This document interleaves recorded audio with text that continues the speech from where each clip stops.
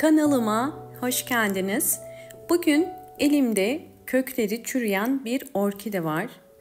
Kökleri tamamen çürüyen bir orkide bakımı nasıl olur? Sizlere detaylı göstereceğim.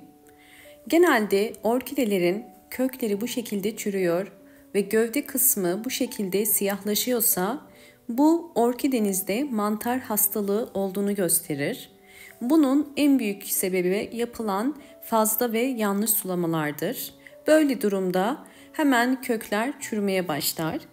Yapmanız gereken orkidenizi bu saksıdan çıkarıp köklerini temizlemek. Sevgili yabancı takipçilerim, sizlere müjdeli bir haberim var.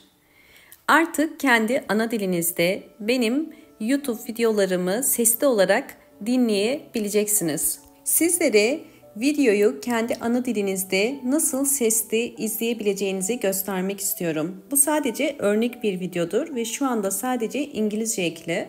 Zaman içerisinde birçok yabancı dilde seslendirme özelliğini aktif hale getireceğim. Sizler için hazırladığım demo videomda bunu adım adım gösterdim. Buradan takip edebilirsiniz. Sizlere yaprakları sararan ve çiçekleri dökülen orkideleri nasıl kurtarabileceğimizden bahsedeceğim.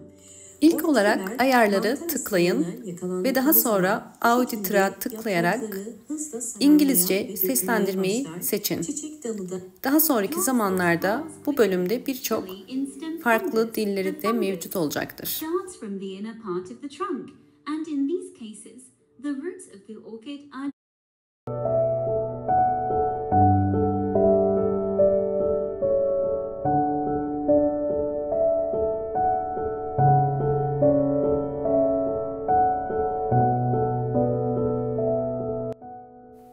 Orkidenin iç toprağında küçük bir sünger var. Bu genelde bütün orkidelerde olur. Orkideyi fazla suladığınızda bu sünger fazla su çeker ve kökler çürür. Bu yüzden bu tarz problemlerle karşılaşmamak için orkidelere sadece kök rengine bakarak ve az su vermeniz gerekiyor. Şimdi bu süngeri çıkarıyorum ve orkidenin köklerini temizleyeceğim.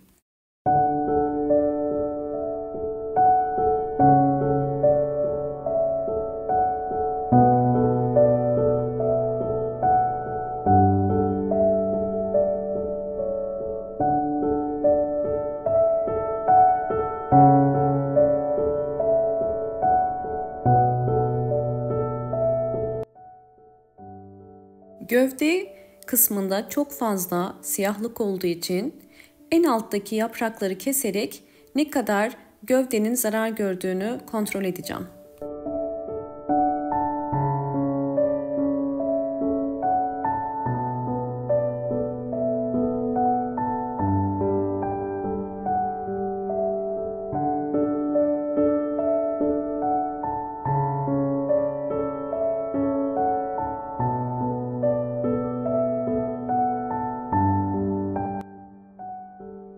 Orkidenin bir çiçek dalı var.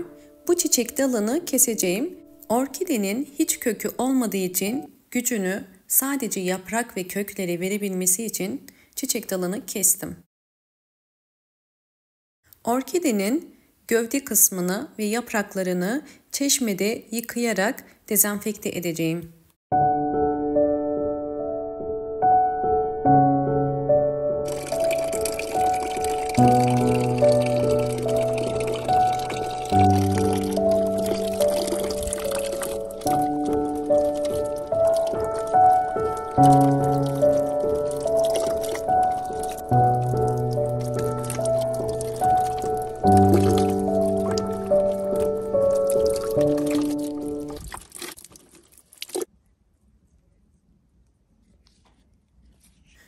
Orkideyi burada 30 dakika güneşte bekleteceğim.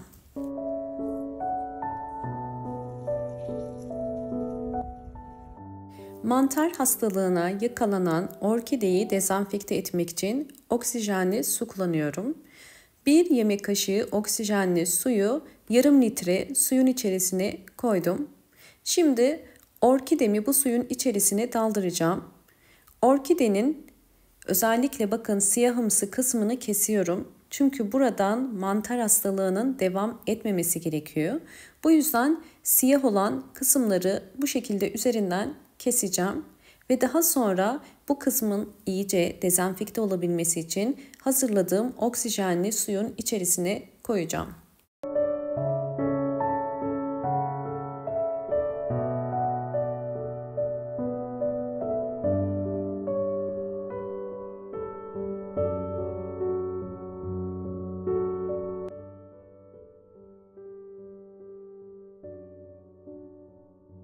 Orkidenin dezenfekte olması için 30 dakika bu suyun içerisinde bekletiyorum.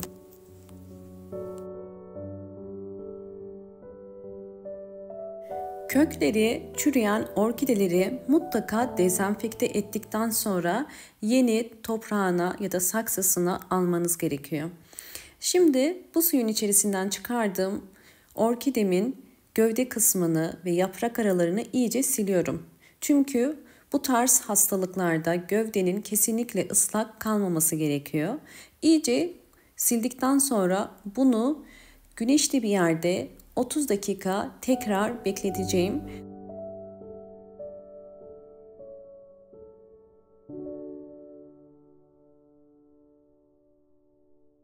Orkidenin yeniden köklenebilmesi için bu şekilde bir cam vazo kullanıyorum.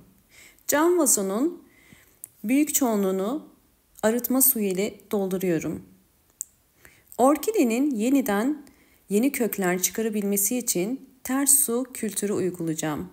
Yani orkidemizin sadece yaprakları bu yöntemde suyun içerisinde kalacak. Ve özellikle yeni kökler çıkarabilmesi için yoğun nem alması gerekiyor. Sadece yaprakları suyun içerisinde olmalı. Kesinlikle gövde kısmı suya değmiyor. Ve buradan daha hızlı kökler çıkarabilmesi için ters su kültüründe sera yöntemi uyguluyorum.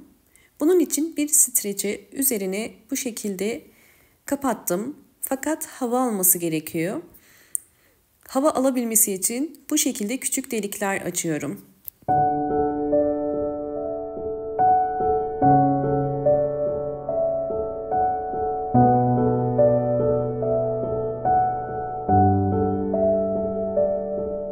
Orkideyi bol ışık alan bir pencere kenarına koyun.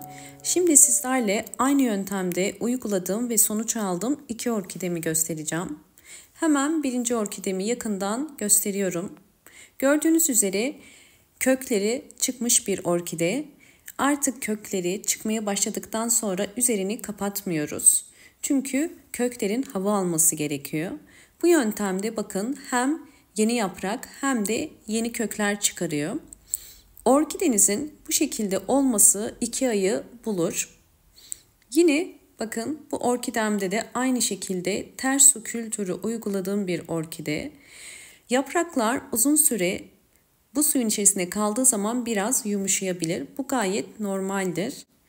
Eğer videomu buraya kadar izlediyseniz ve beğendiyseniz hemen beğen tuşuna basıp kanalıma da abone değilseniz eğer bana destek olmak için abone olursanız çok mutlu olurum.